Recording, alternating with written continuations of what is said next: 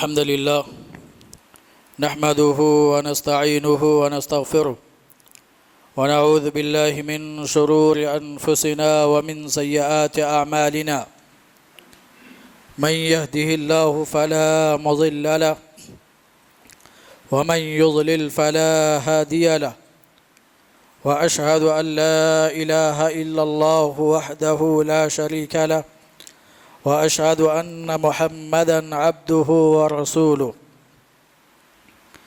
يا أيها الذين آمنوا اتقوا الله حق تقاته ولا تموتن إلا وأنتم مسلمون يا أيها الناس اتقوا ربكم الذي خلقكم من نفس واحدة وخلق منها زوجها وبث منهما رجالا كثيرا ونساء واتقوا الله الذي تساءلون به والأرحام إن الله كان عليكم رقيبا يا أيها الذين آمنوا اتقوا الله وقولوا قولا سديدا يصلح لكم أعمالكم ويغفر لكم ذنوبكم ومن يطع الله ورسوله فقد فاز فوزا عظيما أما بعد فإن خير الحديث كتاب الله وخير الهدي هدي محمد صلى الله عليه وسلم وشر الأمور محدثاتها وكل محدثة بدعة وكل بدعة ضلالة وكل ضلالة في النار قال الله سبحانه وتعالى أعوذ بالله السميع العليم من الشيطان الرجيم بسم الله الرحمن الرحيم وما خلقت الجن والإنس إلا ليعبدون وقال تعالى في موضع آخر ولقد بعثنا في كل أمة رسولا أن اعبدوا الله واجتنبوا الطاغوت وقال تعالى في موضع آخر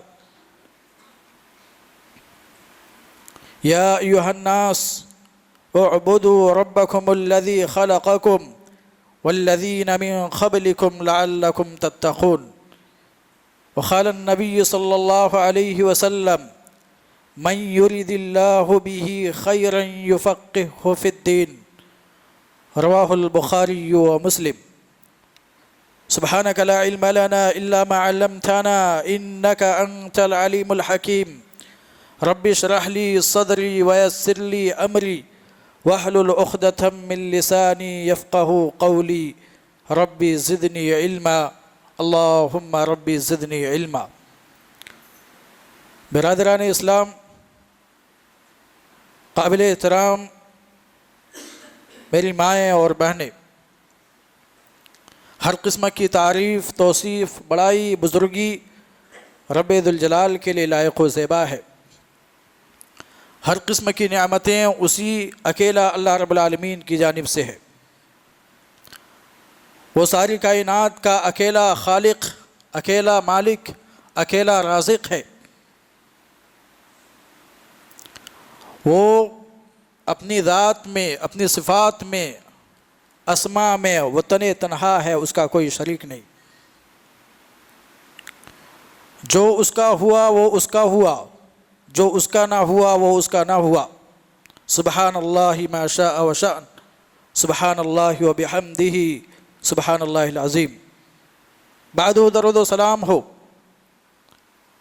اللہ کے آخری نبی سید العرب والعجم، خاتم النبیین والمرسلین، احمد مجتبیٰ محمد مصطفیٰ صلی اللہ علیہ وسلم کے اوپر، جن کو رب العالمین نے رحمت للعالمین بنا کر کے اس کائنات کے اندر مبعوث فرمایا، جس کی ذات گرامی کو قیامت تک آنے والے لوگوں کے لیے اسوہ اور نمونہ قرار دیا، جس کی اتباع میں اللہ رب العالمین نے ہدایت رکھی ہے، ان تطیعوہ تہتدوا، کہ اے قیامت تک آنے والے لوگوں اگر اس رسول کی اتباع اور پیروی کرو گے ہدایت پا جاؤ گے۔ حمد و ثنا کے بعد دین اسلام اللہ سبحانہ و تعالیٰ کا پسندیدہ دین ہے۔ اللہ سبحانہ و تعالیٰ نے دین اسلام کو نازل کیا اور اس دین کو، دین اسلام کو پسند کر لیا۔ اب اگر کوئی شخص دین اسلام کو چھوڑ کر کے کوئی دوسرا دین اختیار کرتا ہے، کوئی دوسرا دین مانتا ہے، کسی دوسرے دین پر عمل کرتا ہے، اللہ رب العالمین کے یہاں ان کا وہ عمل قابل قبول نہیں ہے۔ اللہ سبحانہ و تعالیٰ نے فرمایا وَمَن يَبْتَغِ غَيْرَ الْإِسْلَامِ دِينًا فَلَن يُقْبَلَ مِنْهُ وَهُوَ فِي الْآخِرَةِ مِنَ الْخَاسِرِينَ۔ یاد رکھو، جو شخص دین اسلام کے علاوہ کوئی دوسرا دین تلاش کرے گا، دوسرا دین پر عمل کرے گا، اللہ سبحانہ و تعالیٰ اسے قبول نہیں کرے گا، چاہے وہ یہودیت ہو، نصرانیت ہو، مجوسیت ہو، ہندویت ہو، کوئی بھی دین دین اسلام کے بعد اللہ کے یہاں قابل قبول نہیں ہے۔ محمد الرسول اللہ صلی اللہ علیہ وسلم کے آنے کے بعد، دین اسلام کے آنے کے بعد سابقہ تمام ادیان منسوخ ہو چکی ہیں۔ ان پر جو لوگ عمل کریں گے وہ لوگ قیامت کے دن نقصان اٹھانے والوں میں سے ہوں گے۔ اللہ سبحانہ و تعالیٰ نے کہا وَهُوَ فِي الْآخِرَةِ مِنَ الْخَاسِرِينَ، وہ قیامت کے دن نقصان اٹھانے والے لوگوں میں سے ہوں گے۔ اللہ کے یہاں دین پسندیدہ اور محبوب دین اسلام ہے۔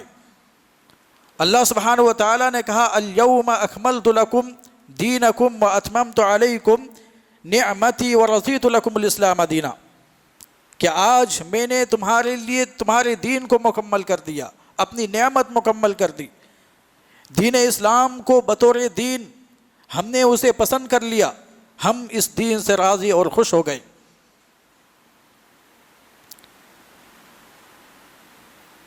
اللہ رب العالمین نے کہا ان الدین عند اللہ الاسلام، یقیناً اللہ کے نزدیک دین صرف اسلام ہے۔ اللہ سبحانہ و تعالیٰ نے ہم بنی نوع انسان کو پیدا کیا، پیدا کرنے کا مقصد، اولین اور بنیادی مقصد صرف اور صرف اللہ رب العالمین کی عبادت ہے۔ اللہ نے ہمیں صرف اپنی عبادت کے لیے پیدا کیا، دوسرا کوئی مقصد نہیں۔ اللہ سبحانہ و تعالیٰ نے اس مقصد کو ہمیں یاد دلاتے ہوئے فرمایا وَمَا خَلَقْتُ الْجِنَّ وَالْإِنسَ إِلَّا لِيَعْبُدُونَ، کہ ہم نے انسانوں کو، جناتوں کو صرف اور صرف اپنی عبادت کے لیے پیدا کیا ہے۔ اللہ سبحانہ و تعالیٰ نے ہم اور آپ کو اپنی عبادت کے لیے پیدا کیا اور انبیاء اور رسول کو اس کائنات کے اندر بھیجا۔ اولین مقصد لوگ اللہ کی عبادت کریں۔ ہزاروں کی تعداد میں اللہ سبحانہ و تعالیٰ نے انبیاء اور رسول کو مبعوث کیا۔ ہر قوم کے اندر، ہر امت کے اندر، ہر زمانے میں اللہ سبحانہ و تعالیٰ نے الگ الگ زبانوں میں، الگ الگ بات کرنے والے بولیوں میں، الگ الگ طریقے کی زندگی گزارنے والے لوگوں میں اللہ سبحانہ و تعالیٰ نے اپنا رسول، اپنا نبی بھیجا۔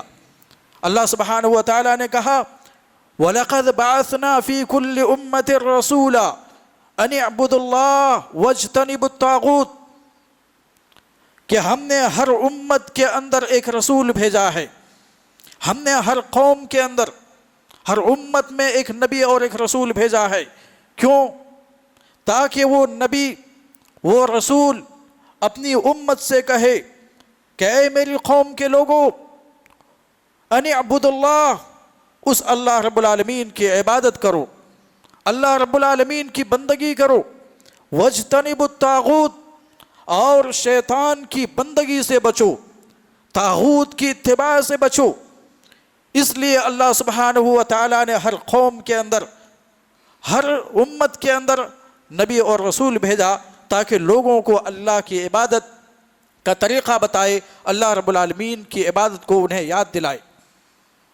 اللہ سبحانہ و تعالیٰ نے قیامت تک آنے والے لوگوں کو عبادت کا حکم دیتے ہوئے فرمایا یا ایھا الناس، کہ اے دنیا کے لوگوں، اعبدوا ربکم، اپنے رب کی عبادت کرو، اپنے خالق مالک کی عبادت کرو. کون سا رب؟ کس رب کی عبادت کرو؟ الذی خلقکم، اس رب کی عبادت کرو جس نے تم کو پیدا کیا ہے. الذی خلقکم، جس نے تم کو پیدا کیا. قابل شے ذکر تم کو بنایا، ناقابل شے ذکر تھے، کچھ نہیں تھے، وجود نہیں تھا. اللہ نے تمہیں وجود بخشا، اللہ نے تمہیں قابل ذکر شے بنایا، تمہیں سجایا سنوارا مزین کیا، انسان بنایا، چلتا پھرتا انسان، دل و دماغ دیے. اس رب کی عبادت کرو. والذین من قبلکم، اور اس رب کی عبادت کرو جس نے تم سے پہلے لوگوں کو پیدا کیا. جس نے تم کو پیدا کیا اور تم سے پہلے لوگوں کو پیدا کیا، اس رب کی عبادت کرو. لعلکم تتقون، شاید کہ تم پرہیزگار بن جاؤ، اللہ کا ڈر، اللہ کا خوف تمہارے دلوں کے اندر پیدا ہو جائے. میرے اسلامی بھائیوں، ان تمام آیتوں سے یہ بات معلوم ہوتی ہے کہ اللہ سبحانہ و تعالیٰ نے ہم کو پیدا کیا ہے. ہماری زندگی کا، ہمارے مقصد حیات جو ہے، اللہ نے جتنے انبیاء اور رسول بھیجے ہیں ان تمام کا اولین اور بنیادی مقصد کیا ہے؟ اللہ رب العالمین کی عبادت. جب اللہ رب العالمین کی عبادت سب سے زیادہ امپورٹنٹ ہے، سب سے زیادہ اہم ہے، تو ہمیں یہ جاننا ہے کہ ہم عبادت کیسے کریں. جب اللہ نے ہمیں اپنی عبادت کے لیے پیدا کیا، صرف، دوسرا کوئی مقصد نہیں، تو پھر ہمیں یہ جاننا کمپلسری ہے، ضروری ہے کہ ہم اللہ کی عبادت کیسے کریں کہ اللہ ہماری عبادت کو قبول فرمائے. یہ جاننا ضروری ہے، کیونکہ بغیر جانے ہوئے، بغیر سمجھے ہوئے ہم اللہ رب العالمین کی عبادت صحیح معنوں میں نہیں کر سکتے. عبادت صحیح ہونے کے لیے صرف ایک ہی طریقہ ہے، دوسرا کوئی طریقہ نہیں، اور وہ کیا ہے؟ علم. علم جان کر کے، سیکھ کر کے آپ اللہ رب العالمین کی صحیح معنوں میں آپ عبادت کر سکتے. اگر آپ کے پاس علم نہیں تو نہ آپ اللہ کو صحیح معنوں میں سمجھ سکتے ہیں، نہ ہی آپ صحیح معنوں میں عمل کر سکتے ہیں. اللہ کے رسول صلی اللہ علیہ وسلم کی نماز کیسے تھی، آپ کا وضو کیسے تھا، آپ صلی اللہ علیہ وسلم عبادات کیسے کرتے تھے، اس سے پہلے یہ کہ آپ کا عقیدہ اسلام کے اندر، دین کے اندر دو ہی چیزیں ہیں، ایک عقیدہ، دوسرا عمل. عقیدہ اور عمل یہ دونوں مل کر کے اسلام ہے. اگر ایک بندے کا عقیدہ اگر صحیح نہیں ہے، زمین پر سر رگڑ کر کے مر جائے، رب کعبہ کی قسم ہے ان کی ایک بھی سجدہ قابل قبول نہیں ہے. اگر ان کا عقیدہ صحیح ہے لیکن اعمال موافق شریعت نہیں، نبی کی اتباع نہیں، تو بھی قابل قبول نہیں ہے. معلوم کیا ہوتا ہے کہ عبادت کے صحیح ہونے کے لیے علم کا حاصل کرنا، ان کو جاننا ضروری ہے. اسی لیے امام بخاری رحمۃ اللہ علیہ نے اپنی کتاب صحیح بخاری کے اندر ایک ہیڈنگ قائم کیا ہے، ایک باب منعقد کیا ہے، باب العلم قبل القول والعمل. باب العلم قبل القول والعمل. کوئی بات کہنے یا کسی چیز پر عمل کرنے سے پہلے علم کا باب. آپ کوئی بات لوگوں کو کہیں یا کوئی کام آپ کریں، نیک کام، اس سے پہلے علم کا حاصل کرنا، اس کو جاننا ضروری ہے. کون سا علم حاصل کرنا ضروری ہے؟ امام بخاری رحمۃ اللہ علیہ نے یہ ہیڈنگ قائم کرنے کے بعد قرآن کریم کی سورہ محمد کی وہ آیت نقل کیا ہے، فَاعْلَمْ أَنَّهُ لَا إِلَٰهَ إِلَّا اللَّهُ. کس کا علم حاصل کرنا؟ اس بات کا علم حاصل کرو، اس بات کی جانکاری لو کہ اللہ کے سوا کوئی حقیقی الہ نہیں ہے، اللہ کے علاوہ کوئی معبود برحق نہیں. یعنی سب سے پہلے عقیدے کا علم. آپ عقیدہ سیکھیں، اللہ کو جانیں کہ اللہ کون ہے. آپ صرف عبادتیں کیے جا رہے ہیں، معلوم نہیں کس کی عبادت ہو رہی ہے، اللہ کی. اللہ کون ہے نہیں معلوم، اللہ کون ہے نہیں معلوم، صرف عبادتیں کیے جا رہے ہیں. پہلے آپ یہ معلوم کیجئے اللہ کون ہے، اس کے بعد پھر آپ عمل کو جانیے۔ کچھ چیزیں ہیں جو اعتقادات سے تعلق رکھتے ہیں، ایمانیات سے، جیسے اللہ پر ایمان لانا، اللہ کے رسولوں پر ایمان لانا، اللہ کے فرشتوں پر ایمان لانا، اللہ کی کتابوں پر ایمان لانا، آخرت کے دن پر ایمان لانا، اچھی بری تقدیر پر ایمان لانا۔ یہ کیا ہے؟ ایمانیات ہے، عقیدہ ہے۔ یہ کچھ اعمال ہیں جیسے نماز پڑھنا، روزہ رکھنا، زکوٰۃ دینا، صدقہ و خیرات کرنا، یہ سب کیا ہے؟ اعمال ہیں۔ دونوں چیزیں ضروری ہیں۔ اگر ان دونوں میں سے کوئی ایک مفقود ہو گیا، چھوٹ گیا، تو ہمارا عمل قابل قبول نہیں۔ آپ کا عقیدہ صحیح ہو، پھر آپ جو عمل کر رہے ہیں وہ عمل نبی کے سنت کے عین موافق ہو، تب جا کر کے آپ کا عمل صحیح ہوگا، نہیں تو بیکار ریجیکٹ کر دیا جائے گا، بیکار ہو جائے گا۔ جب عقیدہ صحیح ہوگا، عمل صحیح ہوگا، تو اللہ سبحانہ و تعالیٰ کی طرف سے کیے ہوئے وعدے، اجر، ثواب جو اللہ نے کیا ہے وہ ہم کو ملے گا۔ اور اگر قبول نہیں ہوگا، نہ عقیدہ نہ عمل، تو ایسی صورت میں ہمارے اعمال کا، ہماری عبادتوں کا کوئی فائدہ نہیں ہے۔ تو سب سے پہلے ہم کس چیز کا علم حاصل کریں؟ کتاب و سنت کا علم، قرآن اور حدیث کا علم۔ قرآن جس کے اندر عقیدے کی تعلیمات موجود ہیں، احکامات موجود ہیں، نبی کریم صلی اللہ علیہ وسلم کی احادیث مبارکہ جس میں نبی کائنات صلی اللہ علیہ وسلم نے عقیدہ سکھایا ہے، جس میں نبی صلی اللہ علیہ وسلم نے عمل کے طریقے سکھائے ہیں، عبادات کا طریقہ، احکام بتائے ہیں، سمجھائے ہیں، ہمیں اس کا علم حاصل کرنا ہے۔ میرے اسلامی بھائیو، بزرگوں اور دوستو، کتاب و سنت کا علم صحیح ہوگا، علم ہے، لیکن اگر علم صحیح ہوگا، سمجھ صحیح ہوگی، تو ہمارے اعمال صحیح ہوں گے، قبول ہوگا، اجر ملے گا، جنت ملے گی۔ اب سوال یہ پیدا ہوتا ہے کہ کتاب و سنت کا علم حاصل کرنا ہے، ہمیں دین سیکھنا اور سمجھنا ہے، جو کہ دین کی اساس اور بنیاد ہے، مگر دین کا علم ہم کیسے سیکھیں، کہاں سے حاصل کریں؟ دین کا علم اگر ہم ویسے حاصل کریں جیسے اللہ چاہتا ہے، اگر ہم اللہ رب العالمین کی عبادت ویسے کریں جیسے اللہ چاہتا ہے، ہم عمل ویسے کریں کتاب و سنت کے موافق جیسے اللہ رب العالمین چاہتا ہے، تو ہمارے عقیدے قبول ہوں گے، ہمارے اعمال قبول ہوگا۔ اب قرآن اور حدیث کو سمجھنے کے لیے کیا ضروری ہے، اس کی اہمیت پر بھی بات ہونی چاہیے، اس کو بھی سمجھنا ضروری ہے۔ اگر سمجھ میں غلطی ہوئی تو عقیدہ غلط ہوگا، اعمال غلط ہوں گے۔ آپ نے ایک مسئلہ سمجھا، احکام سمجھا، آپ نے غلط سمجھا، آپ عمل کیا کریں گے؟ غلط کریں گے، قبول ہوگا؟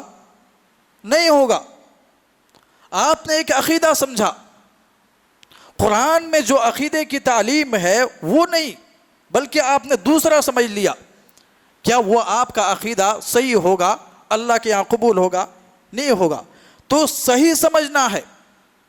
قال اللہ کو، قال اللہ رب العالمین کی باتوں کو مراد، اللہ رب العالمین کی باتوں کے مراد کو سمجھنا ہے، نبی صلی اللہ علیہ وسلم کی حدیث کے مراد اور مطلوب کو سمجھنا ہے کہ اللہ سبحانہ و تعالیٰ کیا کہہ رہا ہے، نبی صلی اللہ علیہ وسلم اپنی حدیث کے اندر کیا بیان کر رہے ہیں، ان کا مفہوم اور مراد کو جانیں گے، تب جا کر کے ہمارے اعمال قبول ہوں گے۔ اسی لیے غور کیجئے، تفقہ فی الدین کی اہمیت کیا ہے۔ اللہ کے رسول صلی اللہ علیہ وسلم نے فرمایا، صحیح بخاری کی روایت ہے، صحیح مسلم کے اندر بھی موجود ہے، نبی صلی اللہ علیہ وسلم نے فرمایا، من یرید اللہ بہ خیرا یفقہہ فی الدین، اللہ رب العالمین جس کے ساتھ خیر کا ارادہ کرتا ہے، جس کے ساتھ بھلائی کرنا چاہتا ہے، اسے دین کی صحیح سمجھ دیتا ہے۔ دین کی سمجھ نہیں، دین کی صحیح سمجھ دیتا ہے۔ حدیث رسول پر غور کیجیے، من یرید اللہ بہ خیرا یفقہہ فی الدین، اللہ جس کے ساتھ خیر کا معاملہ کرنا چاہتا ہے، بھلائی کرنا چاہتا ہے، ہمیں کیسے معلوم ہوگا؟ نبی کریم صلی اللہ علیہ وسلم نے اس کے اشارے بتا دیے ہیں۔ زید ہے، عمر ہے، بکر ہے، عثمان ہے، فاطمہ، عائشہ، یہ سب دین کو صحیح سمجھ رہے ہیں۔ اس کا مطلب کیا ہے؟ اللہ سبحانہ و تعالیٰ اس کے ساتھ خیر کا ارادہ کر رہا ہے۔ ایک آدمی ہے جو دین کو صحیح سمجھ رہا ہے، قرآن کی آیتوں کو، نبی صلی اللہ علیہ وسلم کی پیاری حدیثوں کو صحیح سمجھ رہا ہے، اس کا مطلب اللہ اس کے ساتھ خیر کا معاملہ کر رہا ہے، بھلائی کا معاملہ کر رہا ہے۔ اس لیے میرے اسلامی بھائیو، دین کا صحیح سمجھنا ضروری ہے۔ دین کو صحیح نہ سمجھنے کی وجہ سے آج ہمارے اندر ہم سے غلطیاں ہو رہی ہیں۔ ہم نے توحید کو نہ سمجھا، جس کی وجہ سے توحید کے اندر شرک داخل ہو گیا۔ ہم نے اتباع کو نہ سمجھا، سنت کو نہ سمجھا، جس کی وجہ سے بدعتیں آ گئی۔ اللہ سبحانہ و تعالیٰ نے توحید کا ہمیں حکم دیا ہے، لیکن توحید کے اندر شرک کیوں داخل ہوا؟ اس لیے کہ لا الہ الا اللہ کے معنی اور مفہوم کو ہمیں نہیں سمجھایا گیا، لا الہ الا اللہ کے تقاضوں کو نہیں سمجھایا گیا، لا الہ الا اللہ کے شروط کو نہیں سمجھایا گیا، جس بنیاد پر ہم نے توحید کے اندر شرک کو داخل کر دیا۔ کلمہ توحید کے دو جز ہیں، ایک لا الہ الا اللہ اور دوسرا محمد رسول اللہ۔ لا الہ الا اللہ یہ اخلاص ہے، محمد رسول اللہ یہ اتباع ہے۔ اخلاص نہ سمجھنے کی وجہ سے ہمارے اخلاص کے اندر شرک داخل ہوا، اور اتباع نہ سمجھنے کی وجہ سے بدعتیں داخل ہوئی۔ ہم اور آپ کو یہ بات اچھی طرح سے معلوم ہے کہ قبول اعمال کی دو شرطیں ہیں۔ نمبر ایک اخلاص، ایمان۔ جب آپ کے اندر ایمان ہوگا، اخلاص ہوگا، تب جا کر کے آپ کے ہمارے اعمال اللہ کے یہاں قابل قبول ہوگا۔ ایک آدمی کا ایمان اچھا ہے، اخلاص اچھا ہے، اللہ کی رضا کے لیے کرتا ہے، لیکن ان کا جو وہ عمل ہے، وہ عمل موافق شریعت نہیں، اتباع نہیں اس میں ہے، تو کیا وہ عمل قبول ہوگا؟ اخلاص صحیح ہے، موحد ہے، شرک نہیں کرتا ہو، توحید پرست ہے، لیکن اتباع نہیں ہے، جو عمل کر رہا ہے نبی کی سنت کے عین موافق وہ عمل نہیں ہے، تو کیا وہ عمل اللہ رب العالمین کے یہاں قابل قبول ہوگا؟ نہیں۔ قبول اعمال کے دونوں شرطیں ضروری ہیں، اخلاص بھی اور موافق شریعت بھی۔ آپ کا عمل نبی صلی اللہ علیہ وسلم کے سنت کے عین موافق ہو، تب جا کر کے اللہ سبحانہ و تعالیٰ قبول کرے گا۔ اب سوال یہ پیدا ہوتا ہے کہ اخلاص ہم ٹھیک کر لیں گے، اخلاص توحید کو ہم پکا کر لیں گے، شرک کے جتنے بھی دروازے ہیں ہم اس کو بند کر دیں گے، ہمارے دلوں کے اندر اخلاص کے اندر جو خلل پیدا کرتا ہے ہم سب چھوڑ دیں گے، پکا موحد ہم بن جائیں گے۔ دوسری چیز اتباع ہے، یہ ہمیں کون بتائے گا؟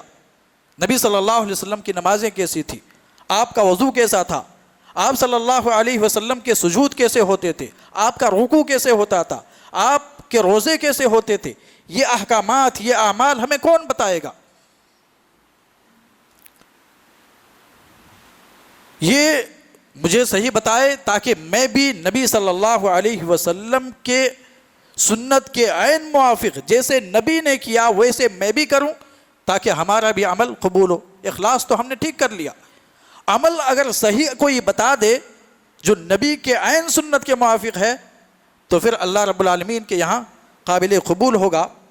اور وہ بتانے والے کون ہیں؟ صحابہ۔ منہج صحابہ کو آپ کو لینا ہوگا۔ دین کو صحابہ نے نبی سے سیکھا. اللہ سبحانہ و تعالیٰ نے قرآن محمد صلی اللہ علیہ وسلم پر نازل کیا.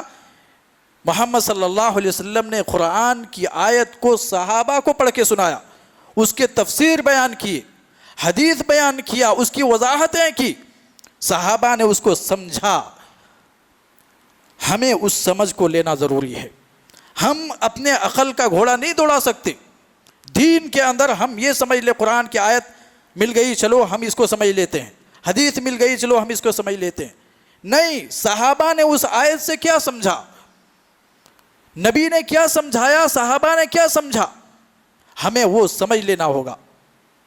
فہمنا مقید بفہم سلف صالح، ہماری جو سمجھ ہے وہ مقید ہے اسلاف کے سمجھ کے ساتھ، صحابہ کے سمجھ کے ساتھ ہماری سمجھ مقید ہے. ہم خود اپنا عقل کا گھوڑا نہیں دوڑا سکتے.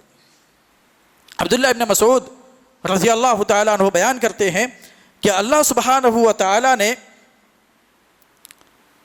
لوگوں کے دلوں کو دیکھا. ان اللہ نظر فی قلوب العباد، یقیناً اللہ سبحانہ و تعالیٰ نے بندوں کے دلوں کو دیکھا. دل کس نے پیدا کیا؟ اللہ نے پیدا کیا، اللہ نے دلوں کو دیکھا. تمام دلوں میں سب سے محبوب اور پسندیدہ دل اللہ سبحانہ و تعالیٰ کو قلب محمد آیا. محمد صلی اللہ علیہ وسلم کا دل اللہ کو پسند آیا. اللہ سبحانہ و تعالیٰ نے محمد صلی اللہ علیہ وسلم کو نبوت اور رسالت کے لیے منتخب کر لیا، اس کو اپنا لیا. ثم نظر فی قلوب العباد، پھر اللہ سبحانہ و تعالیٰ نے لوگوں کے دلوں کو دیکھا. ان تمام لوگوں کے دلوں میں سب سے محبوب اور پسندیدہ دل جو اللہ کو پسند آیا، اللہ سبحانہ و تعالیٰ نے ان لوگوں کو نبی صلی اللہ علیہ وسلم کی صحبت کے لیے منتخب کر لیا. اور وہ کون ہے؟ صحابہ رضوان اللہ علیہم اجمعین. اللہ سبحانہ و تعالیٰ نے ان کو منتخب کر لیا. پھر اللہ سبحانہ و تعالیٰ نے حکم دیا فَإِنْ آمَنُوا بِمِثْلِ مَا آمَنْتُمْ بِهِ فَقَدِ اهْتَدَوْا وَإِنْ تَوَلَّوْا فَإِنَّمَا هُمْ فِي شِقَاقٍ، کہ اگر لوگ ایمان لائیں ویسے جیسے اے صحابہ تم نے ایمان لایا ہے، آمنتم بھی جیسے تم نے ایمان لایا ہے ویسے ہی اگر قیامت تک آنے والے لوگ ایمان لائیں گے فقد اہتدوا، تو لوگ ہدایت یافتہ ہو جائیں گے، ہدایت پا جائیں گے. وَإِن تَوَلَّوْا، اور اگر تم جیسے ایمان نہیں لائیں گے، تم جیسے نہیں سمجھیں گے، فَإِنَّمَا هُمْ فِي شِقَاقٍ، تو وہ اختلاف میں پڑ جائیں گے. اگر وہ اعراض کریں، نہ سمجھیں، ایمان ویسے نہ لائیں، تو وہ آپس میں اختلاف میں پڑ جائیں گے. آج ہمارے درمیان اختلاف کیوں ہے؟ ہم نے اسی چیز کو چھوڑ دیا ہے. صحابہ جیسے ایمان، صحابہ جیسے فہم ہمارے اندر نہیں. اس وجہ سے ہم آج اختلاف میں پڑے ہوئے.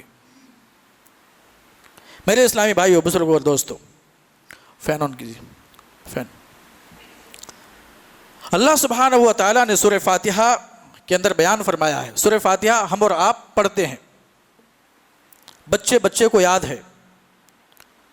الحمدللہ رب العالمین الرحمن الرحیم مالک یوم الدین ایاک نعبد و ایاک نستعین. 4 آیتیں اللہ سبحانہ و تعالیٰ کا حمد، اس کی ثنا، اس کی صفات اور اس کی بڑائی، یہ تمام چیزیں بیان کرنے کے بعد ہر نماز میں ہم پڑھتے ہیں. فجر، ظہر، عصر، مغرب، عشاء، صلاۃ الخسوف، صلاۃ الکسوف، صلاۃ العیدین، صلاۃ الجنائز، ہر نماز کے اندر ہم ہر رکعت میں سورہ فاتحہ پڑھتے ہیں. یہ 4 آیتیں ہم پڑھتے ہیں، اس کے بعد ایک دعا کرتے ہیں، بہت بڑی دعا ہے. دعا کیا ہے؟ اہدنا الصراط المستقیم، اے اللہ ہمیں سیدھے راستے پر چلا، سیدھے راستے پر چلا. اللہ نے یہ نہیں کہا اہدنا الصراط، ہمیں راستے پر چلا، بلکہ صراط کی صفت اللہ نے المستقیم بیان کیا. مستقیم سیدھا، ہمیں سیدھے راستے پر چلا.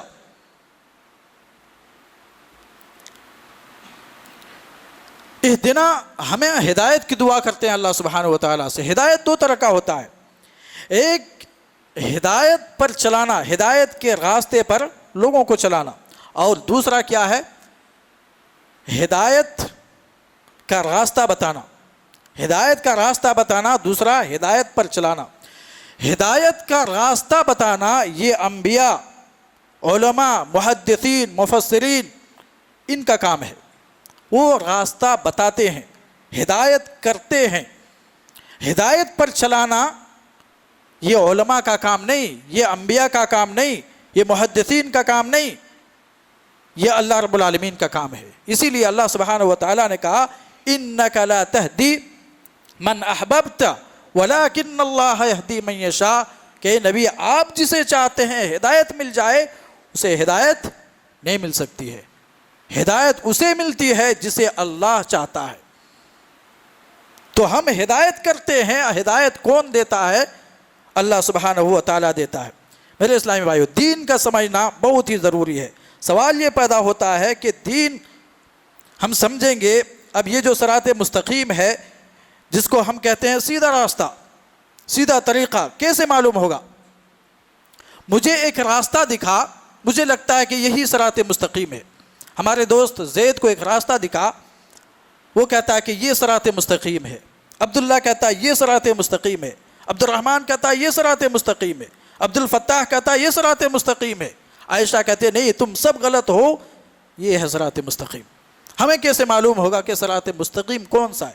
سارے لوگ کہتے ہیں نا کہ ہم حق پر ہیں، سارے لوگ، سلفی ہو، سنی ہو، دیوبندی ہو، کوئی بھی ہو، سب کہتا ہے ہم حق پر ہیں، ہم اہل السنہ والجماع ہم ہیں، سب اپنے آپ کو حق پر کہتے ہیں، سب کہتے ہیں ہم صراط مستقیم پر ہیں۔ کیسے معلوم ہوگا کہ کون صراط مستقیم پر ہے؟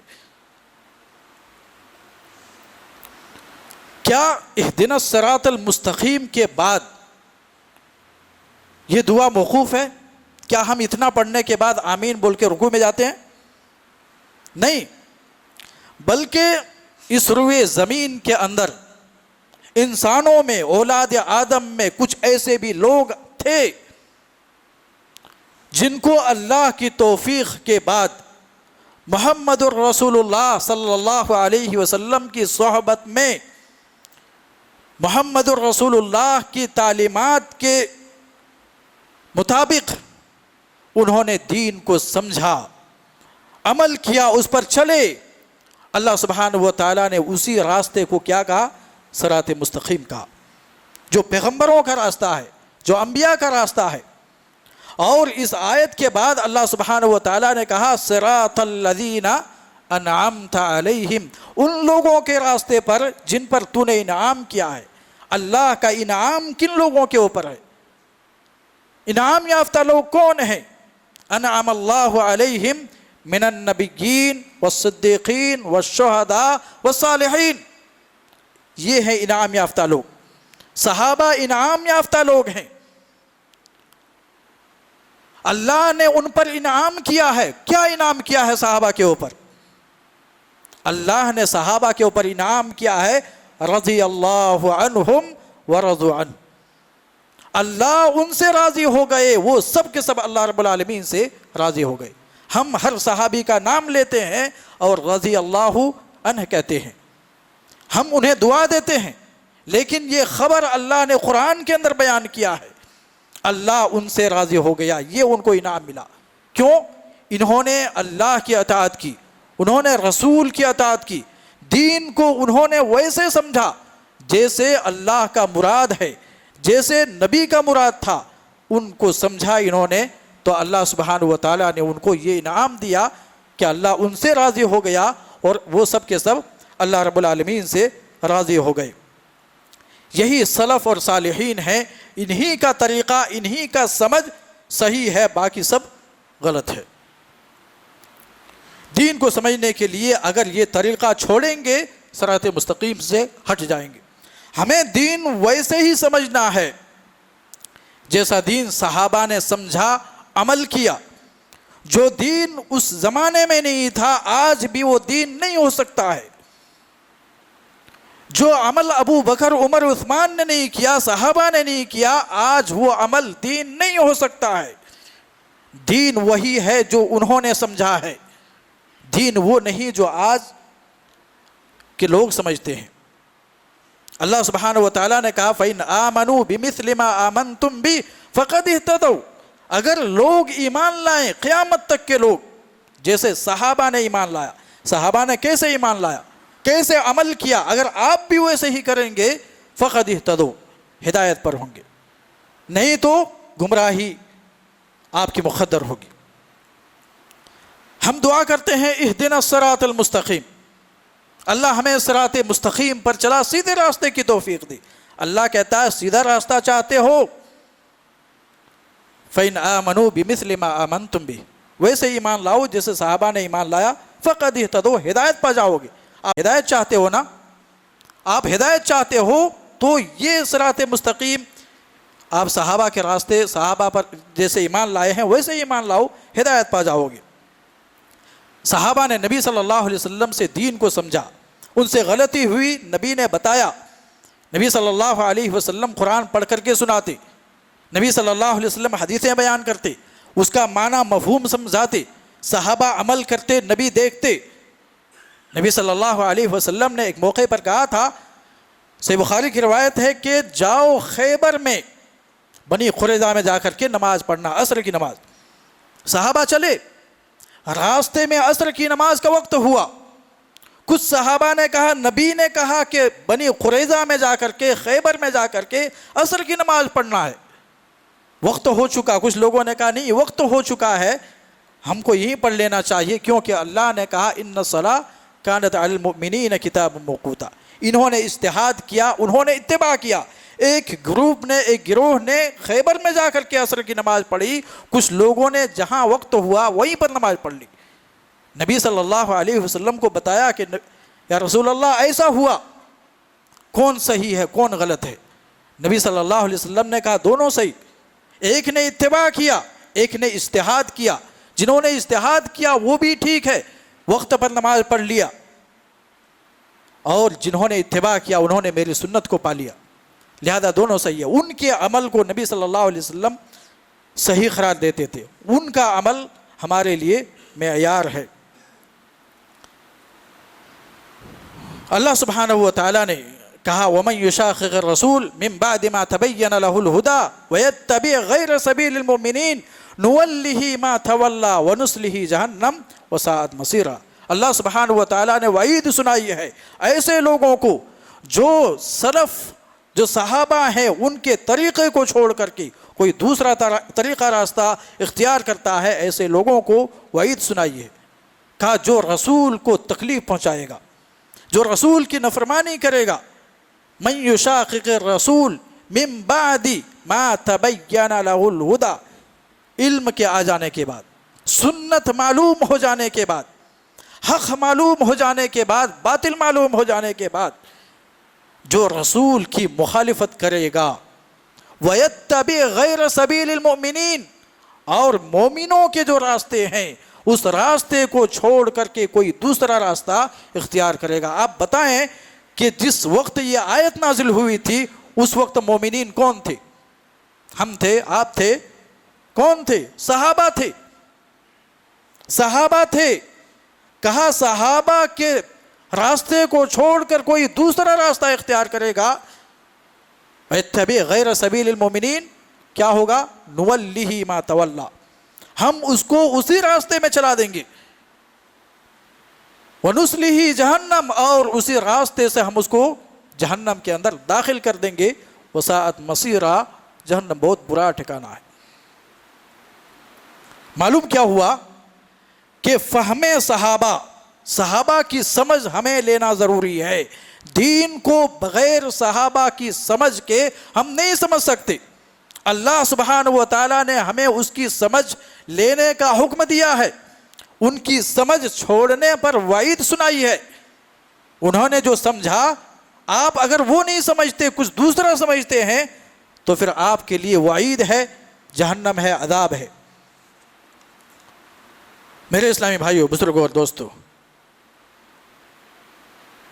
ہمیں صحابہ رضوان اللہ علیہ مجمعین کی سمجھ حاصل کرنا چاہیے۔ ہم دین کو ویسے سمجھیں جیسے صحابہ نے سمجھا ہے، نبی نے سمجھایا ہے۔ جب ہم ویسے ہی دین کو سمجھیں گے، اور عمل کریں گے تب جا کر کے ہمارا عمل قابل قبول ہوگا، ورنہ پھر ہمارے عمل کا کوئی بھی فائدہ نہیں ہوگا، اللہ تعالیٰ ریجیکٹ کر دے گا اور اس کو رد کر دے گا۔ ہمارا عمل اخلاص اور موافق شریعت کے مطابق ہونی چاہیے۔ آپ اپنا ایمان عقیدہ صحیح کریں اور آپ جو عمل کر رہے ہیں اس عمل کا علم حاصل کریں۔ بغیر علم کے، بغیر جانکاری کے آپ عمل صحیح سے کر ہی نہیں سکتے، آپ غلط عمل کر سکتے ہیں۔ کل ایک ویڈیو دیکھا تھا، اس کے اندر جو تشریح انہوں نے جو سمجھا انہوں نے اس کو بیان کیا۔ ان کی سمجھ غلط ہو سکتی ہے، ہماری سمجھ غلط ہو سکتی ہے۔ عشاء کے بعد 4 رکعت سنت پڑھنے کے تعلق سے انہوں نے سمجھا کہ عشاء کے بعد 4 رکعت سنت ہے، سنت نہیں ہے، سنت مؤکدہ صرف 2 رکعت ہے۔ جو بیان ہوا ہے 4 رکعت وہ تہجد کی نماز ہے۔ تو ہماری سمجھ میں غلطی ہو سکتی ہے، ہم خود اپنے سے اس کو نہیں سمجھیں گے، بلکہ صحابہ نے نبی سے کیا سمجھا ہم وہی سمجھیں گے، تب جا کر کے ہمارا عمل قابل قبول ہوگا۔ اللہ رب العالمین سے دعا ہے کہ اللہ تعالی ہم تمام لوگوں کو دین کی صحیح سمجھ عطا فرمائے، فہم صحابہ کے مطابق ہمیں عمل کرنے کی توفیق عطا فرمائے۔ آمین۔ اقول قولی ھذا واستغفر اللہ لی ولکم ولسائر المسلمین۔ ان الحمد للہ نحمده ونستعینه ونستغفره ونعوذ باللہ من شرور انفسنا ومن سیئات اعمالنا من يهدي الله فلا مضل له ومن يضلل فلا هادي له واشهد ان لا اله الا الله وحده لا شريك له واشهد ان محمدا عبده ورسوله اما بعد۔ قال الله سبحانه وتعالى فاسألوا اهل الذکر ان کنتم لا تعلمون۔ پہلے خطبے میں آپ لوگوں نے سنا دین اسلام ہے، 2 چیزوں کا نام کتاب اللہ اور سنت رسول اللہ کا نام دین اسلام ہے۔ ان دونوں چیزوں کو ہمیں سمجھنا ہے تو ہمیں سلف صالحین کے اقوال اور ان کی سمجھ کو لینا ہوگا، تب جا کر کے ہم کتاب و سنت کو صحیح معنوں میں سمجھ سکتے ہیں۔ لہذا اگر ہمیں سمجھ میں نہیں آتی تو اللہ سبحانہ و تعالیٰ کا حکم ہے فاسألوا اہل الذکر، سوال کرو، پوچھ لو اہل الذکر، جاننے والوں سے، ان کنتم لا تعلمون، اگر تمہیں معلوم نہیں۔ معلوم یہ ہوتا ہے کہ پہلے جانکاری حاصل کرنا ہے، پہلے معلومات حاصل کرنا ہے، علم حاصل کرنا ہے۔ اگر نہیں معلوم تو آپ جاننے والوں سے، معلوم یافتہ لوگوں سے آپ سوال کریں، ان سے پوچھ لیں، تب جا کر کے آپ عمل کریں تو ہمارا عمل قابل قبول ہوگا۔ آمین۔ اللہم صلی علی محمد وعلی آل محمد کما صلیت علی ابراہیم وعلی آل ابراہیم انک حمید مجید۔ اللہم بارک علی محمد وعلی آل محمد کما بارکت علی ابراہیم وعلی آل ابراہیم انک حمید مجید۔